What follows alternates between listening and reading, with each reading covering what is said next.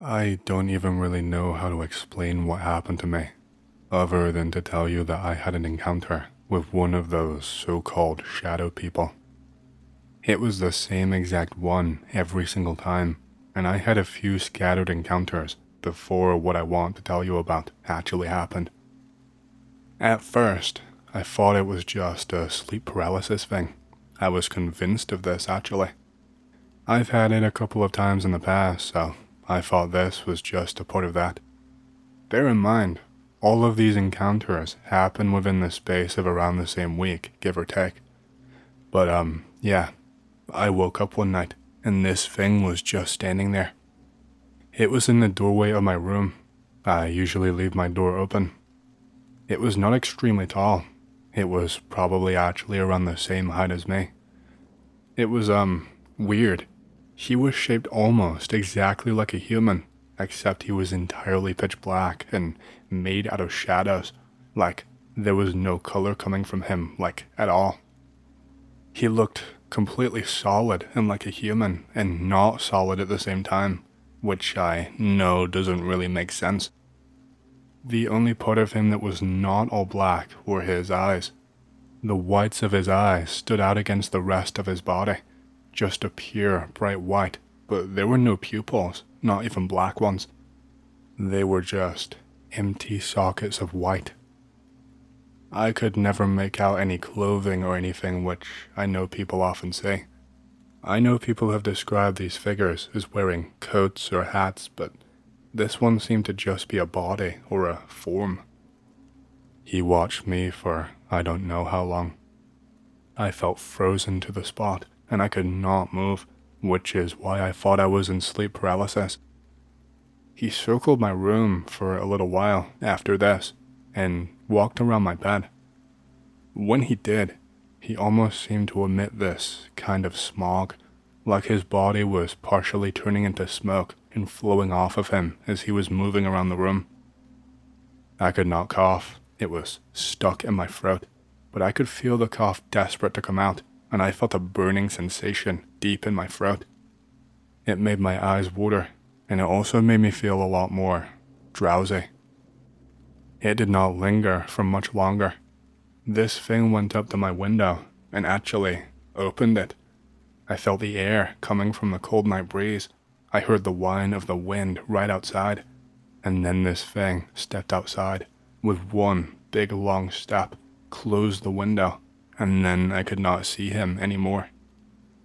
I fell asleep pretty quickly after that. Once I woke up in the morning, I could not find any trace of the thing, but this thing opening up the window right in front of me like that, and me feeling the breeze, it felt so damn real. I had other fleeting encounters with this thing after that, mostly after waking up in the middle of the night. This thing peering in from outside my window. One time, I caught sight of the thing patrolling the corridor of my house outside my door and looking from side to side as he walked, like he was checking the rooms for more people. The door opposite me, which used to be my younger brother's room when I let him stay with me for college, he actually rapped slightly on the closed door and put his ear right up to it before walking off. The sound that it made, it sounded so real. It was getting harder and harder to convince myself that it was just sleep paralysis, especially when that last time with my brother's door, I realized I had actually brought my hand up to my mouth and was gripping it tightly without knowing until the thing had gone. I thought you were not supposed to be able to move whatsoever with sleep paralysis. How could I even do that? I wish that was the end of it all, but it is not even the half of it. Bear in mind, I've cut out a lot of the little encounters with this thing. I would always catch it when I was super tired and drifting off to sleep on the couch or inside my bed. It was only ever at my own home though, never when I fell asleep at a friend's house. There is one encounter that really sent me over the edge. It was Saturday that week. Everything started on a Monday. I was relaxing at home, and it was decently late at night, but not too late, probably around 9 p.m. I heard some sounds coming from, I think it was my brother's bedroom. I heard a really soft tapping on the glass. I thought maybe it could just be the wind forcing some small tree branch to scratch against it. But when I started to hear footing footsteps, I shit my pants and I jumped up to my feet. I grabbed one of my golfing irons that was in the bag by my door. It was only there because I had been playing with a friend that day. My brother's room was locked with a key. I kept it that way in case he ever wanted to stay with me again, and I don't know, it made me sad to move any of the stuff in there, so I always just left it be. We have a bit of a troubled relationship, but that's a bit of a long story and not really relevant here. When I got into the corridor, I could see that the doorknob was jingling back and forth but would not open. After a few seconds of this, it stopped and I approached the room. I went and fetched the key from the drawer in my living room and tried to open it up as quickly as possible to catch whoever was in there in the act. There was no one in there, but my brother's room was a complete and utter mess now. Drawers had been flung open and clothes had been rifled through.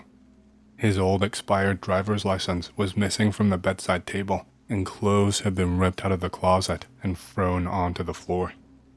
Not to mention, his lamp was on the floor and the bulb was cracked. I always left his room spotless and tidy. I never touched it. This made me furious, but it didn't actually really make sense. There was no way for someone to get in or out of the place. I went over to the window and checked it, and my heart sank, because I discovered that it had not been fully locked. It pushed outwards very easily, just from a little tap, and was already hanging slightly loose. I very quickly slammed it and put it back on the latch, and then went back out to the corridor. When I did, I saw that thing again, that shadow man. He was walking down the corridor so casually, like he lived here for years, like he owned the place. He had something in his hand, what looked to be the expired license. He seemed to be swinging his arm up and down with the license in the hand, all while he walked and checked the doorknobs of the other doors. I didn't really know what to do. I just yelled out, "You can't have that, give that back," like an idiot, and then I started running. Before I could even get to the thing, it slunk away into the bathroom and slammed the door, and by the time I even got in there, the thing was just completely gone. The bathroom window was locked tight when I checked. This encounter panicked me and threw me for a loop. I could not explain everything away as sleep paralysis anymore. I had an actual intruder into my home, and I had been robbed. I mean, I'm not sure how at the time I brushed past all of the black shadow appearance. I guess I explained it away as the thief's getup and it just being really dark.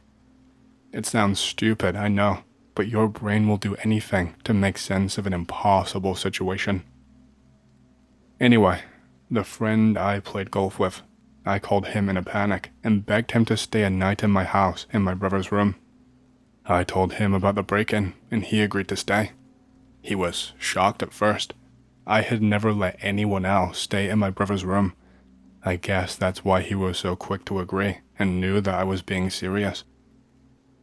We hung out all Sunday. We got a bite to eat, shot some hoops, and then we played Forza until we were both too tired. He went to bed before me, told me he needed to be up pretty early, and that was fine by me. It actually took me quite a while of tossing and turning, but I did eventually drift off. I cleaned up my brother's room after the break-in, by the way, in case you were wondering. I jolted awake at some point early in the morning. It was knocking on my window and, you guessed it, that fucker was right there, just watching me. I just closed my eyes and threw the cover over my face. It had to just be my overactive imagination. When I looked again, around 5 minutes later, the thing was gone and I fell back asleep. I woke up again maybe an hour later, probably less than that. I could hear my friend shouting my name. I heard what sounded like glass smashing. It sounded like the window. I heard my friend screaming at someone to fuck off and that he was going to beat their ass.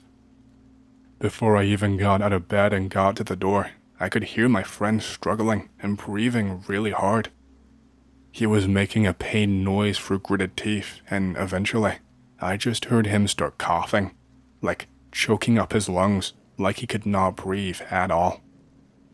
When I finally opened up my door, I could see that my brother's door was open. The window had a hole in it about the size of a fist, but was hanging open from its hinge. I could hear a commotion coming from the front room by the door, so I ran there, and I could not believe my eyes. This figure, this shadow man, it was using both of its hands to hold my friend by the throat. He was actually lifting him off of the ground, but only by maybe an inch, and he was choking him. My friend was struggling, and I could see his legs moving back and forth and shaking, but he could not break free. He couldn't breathe at all. He looked at me when I walked in, and I could see the fear in his eyes. The shadow figure, it was facing away from me, but just once it looked back at me. When it did look back at me, I could see that its eyes were not that empty white anymore. Instead of pure white, they were now this dull yellow color, still without pupils. Then he turned his head back away from me and just continued on. My friend, he has this locket that he always wears. It's like a family heirloom passed down from father to son, etc. It's hard to explain, but it's like this traditional thing where you wear it and have a family photo inside of it, of like everyone together. He never takes this thing off, not even to swim. You would not catch him dead without it. Well, he was not wearing it anymore. It was actually wound around the hands of this thing choking him. I rushed over and tried my best to help. I went to grab this thing and pull him away from my friend, but it did not work. I panicked when my hands went through the thing's body. Immediately, my hands just felt cold. They felt numb, but they also felt on fire at the same time. Like they were stinging, and they felt like they were going to fall off. I could not do anything at all. When I pulled my hands away from this thing, I had this horrible feeling of dread. Like, I don't know what it was. I just felt dread over my whole entire body, and I felt cold too, and I fell right down onto the floor. I could feel it in my head too. I had a million thoughts and memories all racing through my mind and flashing before my eyes, but they all felt tainted. They all felt wrong. Even the things I did with my friend just earlier that day, for some reason, I suddenly felt like everything we did was fake and meaningless, like none of the happiness from any of these memories felt real, that all of it was just pointless. And then I felt drowsy again, but I could see my friend raised up into the air. I could see the life leaving his eyes. I could see the shadow man looking at me again with those dull, yellow eyes. And then I passed out. When I finally came to again, it must have been around 9 a.m., and the sun was pretty strong coming through the open window in the living room. I could have sworn I closed it though. Everything that happened just suddenly came rushing back to me all at once, and I panicked, looking for my friend. I finally found him in my brother's room. He was just sat upright, staring at the wall. I called out to him and was like, "Hey, man, you okay? I thought you had to be gone for something important a few hours ago." He seemed to snap back to reality all at once, looked at me, and then got really, really angry. He actually rushed towards me and grabbed me by the collar and got really mad. It kinda came out of nowhere, and I don't fully remember what he said to me. I know he told me never to contact him ever again. I remember that much. He was ranting about how I could keep the stupid locket, that he didn't want it anymore. He was talking about how I was a useless waste of space that he never should have fucked with. The last thing that he said before he was out of that door was, "Your brother was right about you. I don't know why I ever hung out with you. You make me feel sick." I didn't even get angry. I didn't feel sad either. All I could feel was relieved that he was gone and that I was likely never going to see him ever again, which didn't make sense at all. He was my best friend since elementary school, and even after the horrible shit I saw last night, all I could think was, I'm glad he's gone. What the hell is wrong with me? I tried to text him a few weeks down the line. It wasn't even because I was worried or that I missed him. I felt like an asshole, but I just wanted to know if he saw what I saw. I never got a text back. I tried to call the number, and it told me that it could not be reached. I assumed he'd blocked me. I've been pretty distant from the rest of my friends recently too. I've mostly just spent my time cooped up in my home since I got laid off not too long ago. I still cannot shake what I felt that night, about my memories and them not feeling real, about the happiness feeling fake. I don't know.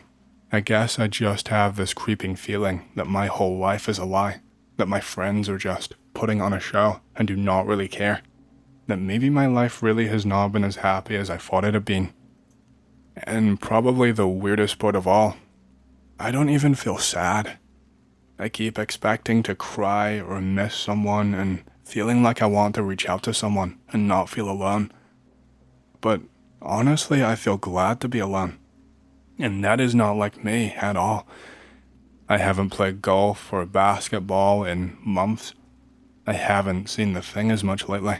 Just little glimpses, usually when I'm half asleep. I don't understand what happened, why he became so present for such a short amount of time and then went away again. Was what I experienced even real? I feel like I need some answers, but it's like I know I will probably never get them. This story happened to me in the summer of 2019. Some friends of mine want to go camping in the Uintas. A friend of mine, who I will call Ethan, says he knows a pretty good spot close to parking, something like a quarter mile from the parking to the camping spot. Me and my other friend, who I will call Pete, pack a ton of shit since we figure it's going to be an easy walk. We get to the camping area. It turns out the parking area is actually about 1.5 miles away from the campsite, so we decide we're going to make multiple trips to make things easier on ourselves since we got nothing but time. The area we were in had a trail with a river and some ponds on one side, a birch grove, and then a small pond and a forested area on the other side. We make it to the campsite and start setting up our stuff. Pete and Ethan decide to just set the tent on the ground without actually setting it up. I tell them it's going to rain and that we should set it up now, but they insist it will be fine. We start hiking back down to the cars. About halfway there, it starts to rain. I tell Pete and Ethan that they are idiots. About 3/4 of the way back, Ethan hits me on the shoulder and points across the ponds at the birch grove and says, "Dude, do you see that?" I look at where he's pointing and I see a very tall, very skinny thing with the same skin color as the color of the birch trees staring at us from behind a tree. Its head is topped by some sort of branches or antlers. We ask Pete if he can see it too, but he does not even notice it at all, so we decide that we must be seeing things. We make it to the car, grab some of our stuff, and start the trip back. About halfway back, Pete stops dead in his tracks and says, "Holy shit, wait, is that the thing you were talking about?" We see the same creature as before, behind a different tree now, a little bit closer to the shore. We are kind of freaked out now, but we all took paid time off for this trip, and we are pretty decently armed, so we decide to stay. We make a few more trips to the car and back. We see the creature every single time, moving between different trees in the grove. We set up the camp. The tent is completely flooded and messed up. It's completely useless now. I tell Pete and Ethan once more that they are idiots. I start cooking some dinner and we start drinking. Eventually, we forget about the creepy thing and just start vibing. I decide to turn in. There's a bit of a dry area, so we sleep there. Though the whole night, my hand was in a puddle of water, so I had a lot of trouble sleeping. Ethan and Pete are wasted and they fall asleep right away. I have a hard time sleeping, so I'm awake for a while. Around 1.5 hours or so after we turn in, I hear what sounds like a deer walking through our camp. We're in the mountains in Utah, so deer, elk, and even moose are pretty common. I try and ignore it and try to just sleep. As time goes on, the steps get louder and new footsteps join the others. Pete and Ethan are still out cold. It sounds like there's an entire herd of elk outside, literally dozens of sets of steps. I say screw it, grab my gun, and hop outside of the tent. The second that I leave the tent, the footsteps just stop. I scan the camp and the trees, but I cannot see anything. I sit down next to the fire and drink some of the whiskey that we left by it. I get back in the tent and eventually manage to fall asleep. I tell Pete and Ethan about the footsteps. They are a little bit spooked, but we have like 5 or 6 more guys coming out that day. When our bigger friend group finally gets there, we decide to go and check out the birch grove and see what it could have been. We do not see anything that we could have mistaken for that creature. There are no fallen trees, no weird modern art, no meth addicts standing on each other's shoulders, no deer on their hind legs. These trees were pretty damn tall too. Like the shortest one was like 12 plus feet, and whatever this thing was, it was as tall as the trees were. I'm freaked out, but whatever it was, it did not seem to want to harm us and decide to stay. It probably helps that we have around 8-ish people there now. We stayed for another 3 nights, and nothing else weird happened. Anticlimactic, I know, but it was still one of the weirdest things I've ever experienced, and there were 2 other people who witnessed it too. I'm not even sure what word could be used to describe it. Maybe like a wendigo, but more in the modern internet conception, not the original cannibal spirit native lore. When I was 16 years old, I went on a camping trip to the Colorado River near Blythe. We didn't use the government campsite. We decided to camp out back in the Three Fingers Lake area, which is just a series of backwaters and canals, so we arrived there mid-afternoon. It was mid-September, and the sun was blazing. We found a spot that was a little bit secluded. The tents got set up. My brother and I proceeded to go out in search of wood from the nearby willow trees. While collecting wood, I came across a series of hoofprints in the mud, as well as marks of something either sleeping there, or at least bedding down in the spot from time to time. I made the assumption that it was a deer or something similar. I had seen the things along the river on other trips. We got a small fire going while we had light, set out a few fishing poles to try our luck while my uncle started up dinner. It was while dinner was cooking that I thought I heard something go into the far side of the canal, farther down the stream, and come back out on our side. This was something big. I turned to my brother. He did not think anything of it. My dad thought it was a beaver. Dinner was cooked, we ate, and then set out to get some night fishing in. All 4 of us, dad, brother, and uncle, were focused intently upon our rods. I kept having a strange feeling that we were being watched by someone. My uncle kept telling me I'm just creeping myself out. At around midnight, we all decided to retire to bed. We threw a few more logs onto the fire to keep some coals going, and then climbed into our tents. I decided to sleep in my own tent since I had one. My dad had set up his big-ass 6-man tent, so the 3 of them shared that, and I had my own tent, set up on a nice flat and sandy section of dirt, no rocks underneath me. I had a foam padding and 2 sleeping bags underneath me, so I was pretty comfy. As I started to drift off to sleep, I heard something crossing the canal again. Everything else was passed out hard. I could hear them snoring loudly. Already feeling pretty wary, I flipped onto my stomach and looked out into the dark through the little mesh opening in the tent. All I could see was some dark shape emerge from the slope of the bank. It wandered on the edge of the light. I could hear it sniffing around. The sound of hooves on the ground made me think deer, but then its shape came just within sight to make out a form against the dark sky. It was on 2 legs. I scrunched down into my tent and stopped moving. My mind was racing.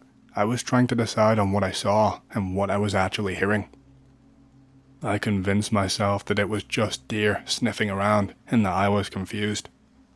The sounds of the thing faded away, after what seemed like hours. I laid there, straining to hear any more noise. All I could hear was the sound of insects and the occasional bullfrog. I finally was able to get some sleep. I was awoken after dawn. Breakfast was already made, coffee and soda waiting for me, whatever I wanted. I stumbled out, ate my breakfast, started asking everyone if they heard anything last night. None of them had. After changing, and while the heat was still at bay, I walked over to where I had seen the creature. There were numerous hoof marks littering the dirt. I followed them over to where we had found all the wood. There was clear signs something had returned to the spot. Soil had been churned up. I walked back to the campsite, trying to think nothing of it. We spent the day swimming in the canal. Something in the back of my mind kept telling me that whatever I saw last night was still around, watching us. That evening, it was my turn to cook. I set up some burgers to cook over the fire while everyone else was going about their business. As I was about to pull the burgers off of the fire, when my uncle came running from the willow patch, he started saying that there was some weird shit going on back in there. I put the burgers aside and we all followed him. Farther back in the willow trees, there was what looked like some sort of altar. It was constructed of river stones, and on it sat a half-eaten fish and all sorts of smashed bones. There were these little reed-tied shapes sat around it, like voodoo dolls made out from twigs. We all made our way out, talking about how creeped out we were. My dad and uncle agreed that it was probably some pagan altar or something, because it was hidden. They both agreed that that was to be the last night that we stayed. That night, we kept the fire big until we went to bed. I kept eyeing the way to the willow patch. As I lay there, I heard the thing cross the canal again. I could hear the hooves once more. It circled to the far side of the camp. Once it got to the willow trees, I lost track of it completely. I strained to hear anything at all for a long time. I was certain the other people were doing the same. Then we heard the most horrible sound erupt from the grove. It was a scream, like someone being murdered, but it had a braying quality to it. I was terrified. I clutched my camp shovel, knowing that something was out there.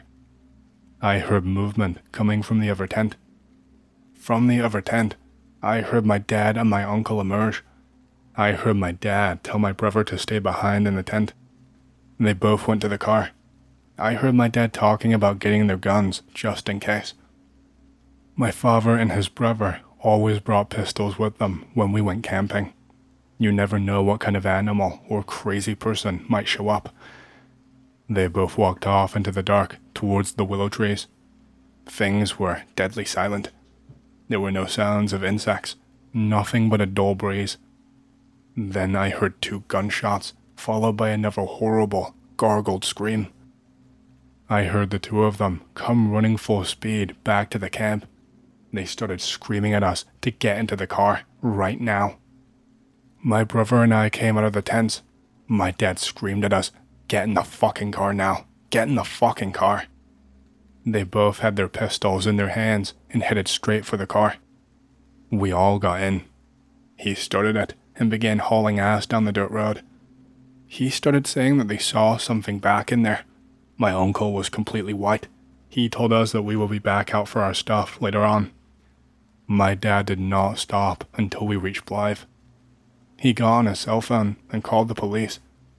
The police thought that my father had shot a homeless man camped out at the river. We headed back in. By the time that we returned to the campsite, it was dawn. The tents were torn down. Everything was tossed around. Our fishing rods were completely busted. Our camp table was in several pieces, all scattered around. The police searched the area, found the altar, and told us that we most likely shot at some teens who were out doing their devil worshipping. There was no blood around, but there were hoof prints everywhere once again. The police told us to clean everything up and that we should probably leave. We cleaned the site up, gathering the now mostly ruined gear. As I rolled up my tent, I felt something hit my back. I looked down to see one of the wooden figures from the altar in the willows. I looked around just in time to catch a glimpse of something just receding away into the reeds, followed by the splashing sound coming from the canal. That shit frightened me to death. I knew it was the same thing again. It took me a while, but I finished packing everything up, and then we left. We did not stick around a moment more than we needed to. We have not gone back there since that event. My dad, my brother, and my uncle and I, we all still talk about it, and we all refuse to return to camp near Blythe ever since then. No one will even entertain the idea